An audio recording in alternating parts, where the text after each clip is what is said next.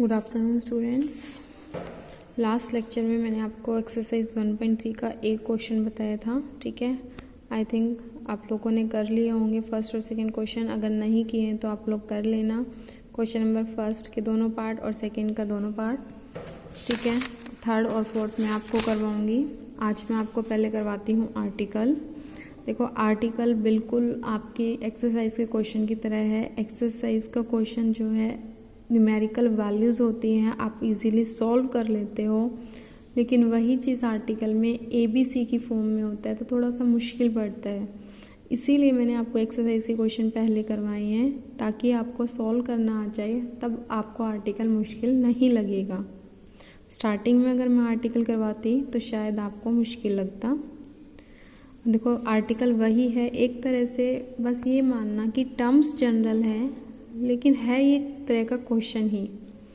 जिसने आपने क्वेश्चन में किया था, एक्सिस फाइंड आउट की, लेटेस्ट रेक्टम फाइंड आउट करी, tangent at vertex find out करी, वही सारी चीज़ें यहाँ फाइंड आउट करनी है। To find the axis, latus rectum and the tangent at vertex of the parabola. Parabola उसने दे दिया, वही जनरल इक्वेशन है, क्योंकि जनरल इक्वेशन आपको पता है general equation of conic represent करती है। कॉनिक सेक्शन मीन्स वो कुछ भी हो सकते हैं, एलिप्स भी, हाइपरबोला भी, पैराबोला भी। इस क्वेश्चन में आपको पैराबोला दे रखा है ax square plus 2hxy plus by square plus 2gx plus 2fy plus c is equal to 0। तो स्टूडेंट्स, क्वेश्चन में हमने क्या किया था, आपको ध्यान हो जब मैंने क्वेश्चन करवाया था, पहली 3 टर्म्स का परफेक्ट स्क्वायर बन गया था और उसको होल स्क्वायर बना लिया था, ठीक है। अब यहाँ से तो मैं होल स्क्वायर नहीं बना सकती, तो इसको होल स्क्वायर बनाने के लिए मुझे एक सब्स्टिट्यूशन करना पड़ेगा। बस आपको आर्टिकल के लिए वो सब्स्टिट्यूशन याद रखना है, बाकी एक्सरसाइज का क्वेश्चन की तरह ही आपको करना है, ठीक है। अब आपको दे रखा है this equation represents parabola. Parabola की कंडीशन क्या होती है, AB माइनस, देखो पैराबोला की कंडीशन होती है AB minus h square is equal to 0। आपको दे रखा है this equation represents a parabola, then यहाँ से h स्क्वायर को एक साइड ले जाओ, then h square will be equal to AB and the terms of second degree form a perfect square. यहाँ सब्स्टिट्यूशन आपको ध्यान रखना है। सब्स्टिट्यूशन इसलिए किया है ताकि मैं इसका परफेक्ट स्क्वायर बना सकूँ। याद रखना है a को क्या पुट करना है, अल्फा स्क्वायर, इस a को पुट करना है अल्फा स्क्वायर, b को पुट करना है बीटा स्क्वायर, h यहाँ से निकाल लो, h square is equal to a की वैल्यू पुट करी, यहाँ a की वैल्यू पुट करी अल्फा स्क्वायर, b की वैल्यू पुट करी beta square, then h square is equal to alpha square beta square. This implies h is equal to alpha beta, ठीक है students. अब यहाँ a b और h की value पर पुट कर दो। देखो a की वैल्यू पुट करो, क्या आया, alpha square x square plus 2h, h की वैल्यू पुट कर दो alpha beta xy plus b की वैल्यू पुट कर दो बीटा स्क्वायर y स्क्वायर, बाकी term as it is 2gx plus 2fy plus c is equal to 0। तो students, बस exercise और आर्टिकल में यही डिफरेंस है। यहाँ आपको सब्स्टिट्यूशन याद रखनी है, a को अल्फा स्क्वायर, b को beta square, then h will become alpha beta. Exercise में आपको ध्यान नहीं रखनी पड़ती, वहाँ ऑलरेडी स्टेटमेंट से आपको परफेक्ट स्क्वायर बन जाता है, जैसे मैंने आपको एक्सरसाइज क्वेश्चन में बताया था। अब देखो, यहाँ इसको मैं लिख सकती हूँ alpha x plus beta y का होल स्क्वायर, इन 3 टर्म्स को, क्योंकि जब मैं ये होल स्क्वायर खोलूँगी तो आएगा alpha square x square plus beta square y square plus 2 alpha beta x y, ये टर्म आ जाएगी। तो इन 3 टर्म से मैं लिख सकती हूँ alpha x plus beta y का होल स्क्वायर।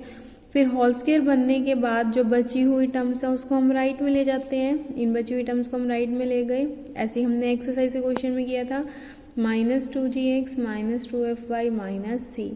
फिर मैंने कहा था कि इसको कुछ नंबर दे के छोड़ दो, यहाँ इन्होंने नंबर नहीं दिया हुआ है, बट आप इस टर्म को यहीं छोड़ दो। उसके बाद आपको ध्यान हो, मैंने अलग से एक टर्म कंसीडर करी थी कि जो भी आपकी लेफ्ट साइड में टर्म आ रही है उसमें लैम्डा और ऐड कर दो। तो यहाँ टर्म थी alpha x plus beta y, तो मैंने कंसीडर करनी है alpha x plus beta y plus lambda का होल स्क्वायर, ये टर्म खुद से कंसीडर करनी है। और मैंने आपको बताया था यहाँ लैम्डा आर्बिट्रेरी नहीं लेना, कुछ कंडीशंस हैं, वो कंडीशंस क्या है वो हम बाद में बताते हैं। तो अभी टर्म हमने कंसीडर की है alpha x plus beta y plus lambda का होल स्क्वायर। फिर इसको कैपिटल ए मान लो, इसको कैपिटल बी मान लो, तो ये बन गया ए प्लस बी का whole square. A plus B whole square कैसे खोलते हो, A square plus B square plus 2ab, A square करोगे तो alpha x plus beta y का whole square plus lambda square, ये देखो बी स्क्वायर यहाँ लिखा हुआ है, plus 2ab, 2 lambda into this term लिखी है। फिर हमने क्या किया था, जो ऊपर हमने होल स्क्वायर की वैल्यू पुट की थी, वैल्यू निकाली थी, वहाँ से मैंने वैल्यू पुट करी, alpha x plus beta y का होल स्क्वायर ऊपर से पुट किया। तो स्टूडेंट्स उसके बाद आपको ध्यान हो हमने क्या किया था, x वाली टर्म्स इकट्ठी कर ली थी, x कॉमन लिया था, यहाँ से 2x कॉमन आ रहा है तो 2x ले लिया। तो ये आप खुद करके देखना, minus 2gx minus 2fy minus c plus 2 lambda alpha x, इसको अंदर मल्टीप्लाई कर लेना, plus 2 lambda beta y plus lambda square. फिर उन टर्म्स में से x को कॉमन लिया, y वाली टर्म्स को इकट्ठा करके y कॉमन लिया, बची हुई टर्म को इकट्ठा कर दिया। और आपको ध्यान हो तो हमने लैम्डा इस तरह से चूज़ किया था कि जो लेफ्ट साइड में आपकी इक्वेशन बनती दिख रही है, लाइन की इक्वेशन बनती हुई दिख रही है, ये लाइन, और जो राइट साइड में जो टर्म है उसको 0 पुट करके जो इक्वेशन ऑफ लाइन आ रही है, वो दोनों लाइन आपस में परपेंडिकुलर हों। रीज़न भी मैंने बताया था, जब आप पैराबोला लिखते हो y square is equal to 4ax, तो वहाँ आपका x एक्सिस y एक्सिस दोनों परपेंडिकुलर होते हैं।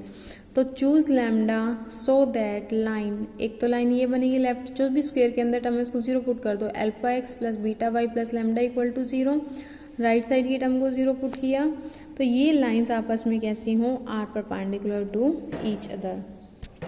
अगर ये दोनों लाइंस परपेंडिकुलर हैं तो इनकी स्लोप की प्रोडक्ट -1 होनी चाहिए।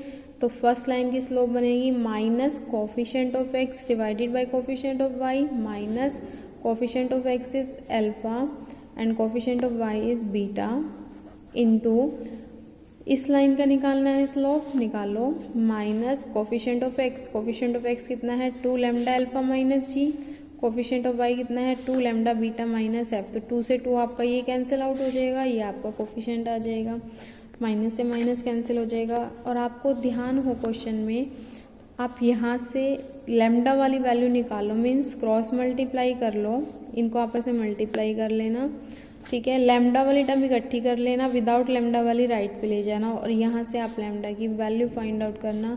स्टूडेंट ये आप काम करके देखना, अगर नहीं होता है तो मुझे बता देना। इसमें कुछ नहीं किया, माइनस से माइनस कैंसिल किया, इस अल्फा को इससे मल्टीप्लाई कर रखा, देखो alpha lambda alpha minus G is equal to, इसको डिनोमिनेटर को मल्टीप्लाई करोगे, उसको राइट में ले जाओ, तो beta lambda beta minus F with minus sign आ जाएगा, जब उसको लेफ्ट पे लेके आओगे तो प्लस में आ जाएगा, तो ये टर्म आ जाएगी plus beta lambda beta minus f equal to 0।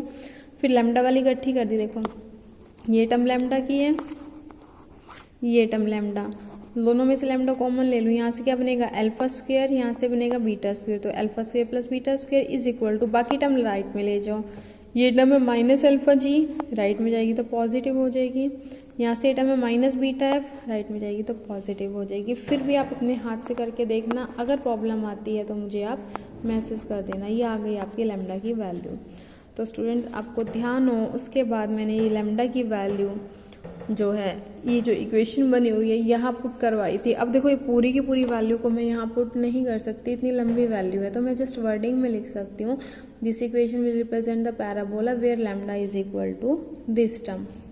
देखते हैं, देखो आगे देखो। और एक चीज़ का और ध्यान रखना, आप ये आर्टिकल करने से पहले आप एक्सरसाइज के क्वेश्चन जरूर कर लेना, अदरवाइज आर्टिकल आपको बहुत मुश्किल लगेगा, ठीक है। उसके बाद आपने ध्यान हो मैंने क्या किया था, लैम्डा की वैल्यू पुट करके इनको डिस्टेंसेस की फॉर्म में कन्वर्ट किया था, परपेंडिकुलर डिस्टेंसेस की फॉर्म में, क्योंकि मैंने बताया था ये हम इस फॉर्म में निकालते हैं p1 square is equal to 4AP2, जैसे आप पैराबोला लिखते हो ना y square is equal to 4ax, इसी तरह हम यहाँ लिखते हैं p1 square is equal to 4AP2, perpendicular distance की फॉर्म में बनाते हैं। करते हैं नेक्स्ट स्टेप में इसको, देखो इक्वेशन 2 में भी written as perpendicular distance form में क्या करते हैं, coefficient of x square, x का square plus coefficient of y का, इसमें देखो एक दो स्टेप इसमें जो है मिस किए हुए हैं, मैं आपको करवा देती हूँ वो step.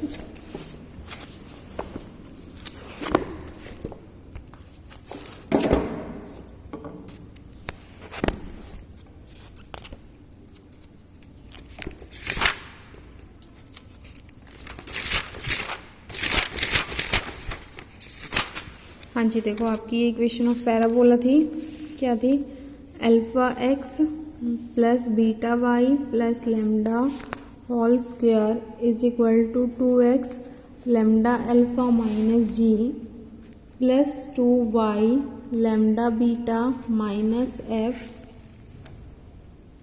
Plus lambda square minus C. देखो ये मैंने इक्वेशन नंबर 2 लिखी है, आपकी जो इक्वेशन नंबर 2 है, ठीक है, ये एज इट इज लिखी है। अब इसको परपेंडिकुलर डिस्टेंस की फॉर्म में कन्वर्ट करते हैं। Alpha x plus beta y plus lambda का होल स्क्वायर किस तरह से करते हैं, देखो इसको डिस्टेंस की फॉर्म में मीन्स अंडरूट एक्स के कोफिशिएंट का स्क्वायर प्लस वाई के कोफिशिएंट का स्क्वायर, फिर जिस टर्म से मल्टीप्लाई किया उससे डिवाइड भी किया, ये स्क्वायर यहाँ मत लगाना, ऐसे करना है स्क्वायर को, ठीक है। इससे मल्टीप्लाई किया तो उससे डिवाइड भी करेगा, alpha square plus beta square का under root is equal to 2x lambda alpha minus G plus 2y lambda beta minus F plus lambda square minus C divided by coefficient of x square, x के square